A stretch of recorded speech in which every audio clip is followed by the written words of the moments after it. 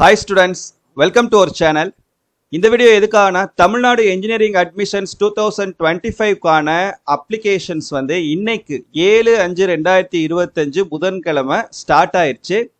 இப்போ அவங்களுக்கான அந்த அட்மிஷன்ஸ்க்கான ஸ்கெடியூல் வந்து நமக்கு பப்ளிஷ் பண்ணிட்டாங்க. ஃபர்ஸ்ட் இந்த ஸ்கெடியூல் நம்ம பார்த்துருவோம். பார்த்துட்டு அதுக்கப்புறம் நம்ம ஆன்லைன் மூலமா எப்படி நீங்க அப்ளை பண்றது அப்படின்ற அந்த டெமோ வீடியோவும் நான் உங்களுக்கு தனியா ஒரு வீடியோவா அப்லோட் பண்றேன். சரியா? இப்போ பார்த்தீங்கன்னா இதான் வந்து உங்களுக்கு டென்டேட்டிவ் ஸ்கெடியூல் வந்து கொடுத்துருக்காங்க. எது எப்பப்போ நடக்க போகுது அப்படின்ற ஃபுல் டீட்டெயில்ஸ் இந்த பிடிஎஃப்ல இருக்கும். இந்த பிடிஎஃபோட லிங்க்கை நான் வீடியோட டிஸ்கிரிப்ஷனில் தரேன். ஸோ மறக்காம டவுன்லோட் பண்ணி பார்த்துக்கோங்க. சரியா? ஸோ உங்களுக்கு தெரியும், நேற்றே சொல்லிட்டாங்க 7ஆம் தேதியிலேருந்து தமிழ்நாடு இன்ஜினியரிங் அட்மிஷன்ஸ் 2025 வந்து ஸ்டார்ட் பண்ண போகிறோம் அப்படின்னு சொல்லிட்டு.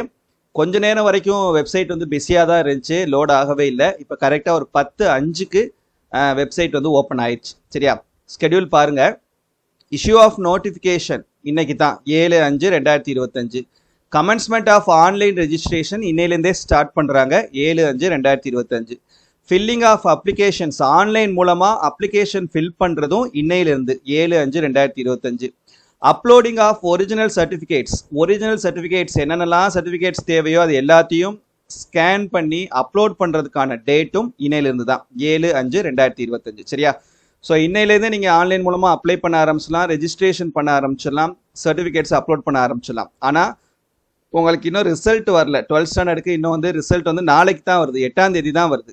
நீங்கள் ரெஜிஸ்ட்ரேஷனை மட்டும் இன்னைக்கு பண்ணி வச்சுட்டு அப்ளிகேஷன்ஸில் ஃபில் பண்ணுறதை நீங்கள் வந்து நாளைக்கு கூட பண்ணிக்கலாம். ரெஜிஸ்ட்ரேஷனை மட்டும் நீங்கள் இன்னைக்கு கம்ப்ளீட் பண்ணி வச்சுருக்கோங்க. சரியா? இப்போ இன்னைக்கு ஸ்டார்ட் பண்ணக்கூடிய இந்த அப்ளிகேஷன் என்னையோட கம்ப்ளீட் ஆகுது அப்படின்னு சொல்லி பார்த்தீங்கன்னா, last date for registration of online applications வந்து 6/6/2025. 1 மந்த் டைம் கொடுக்குறாங்க. ஒரு மாதம் வந்து உங்களுக்கு டைம் கொடுத்துருக்காங்க. 7ஆம் தேதி 5ஆம் மாதம் ஸ்டார்ட் ஆகக்கூடிய அப்ளிகேஷன் 6ஆம் மாதம் 6ஆம் தேதியோட உங்களுக்கு கம்ப்ளீட் ஆகுது. அதுக்கப்புறம் அங்கிட்டு ஒரு 3 நாள் உங்களுக்கு டைம் கொடுக்குறாங்க டாக்குமெண்ட்ஸை அப்லோட் பண்ணுறதுக்கு. சரியா? So last date for uploading documents வந்து 9/6/2025. அதோட உங்களுக்கு எல்லா ப்ராசஸும் முடிஞ்சிடும். முடிஞ்சதுக்கப்புறம் ரேண்டம் நம்பர் அப்படின்னு சொல்லிட்டு உங்களுக்கு ஒன்று அசைன் பண்ணுவாங்க.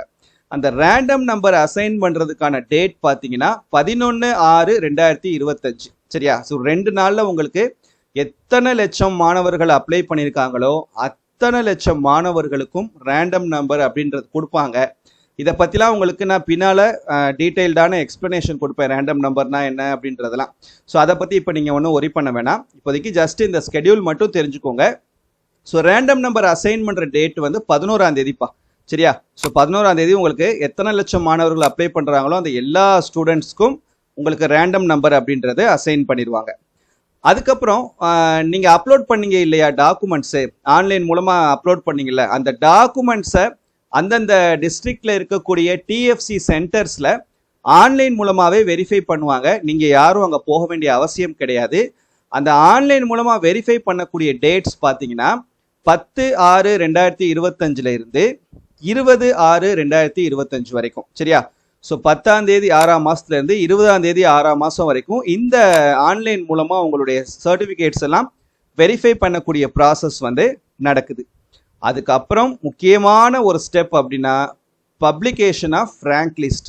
உங்களுடைய ரேங்க் லிஸ்ட் பப்ளிஷ் பண்ணக்கூடிய டேட் பார்த்தீங்கன்னா 27/6/2025. சரியா? ஜூன் மாதம் 27ஆம் தேதி உங்களுடைய ரேங்க் லிஸ்ட் வந்து பப்ளிஷ் பண்ணுறாங்க.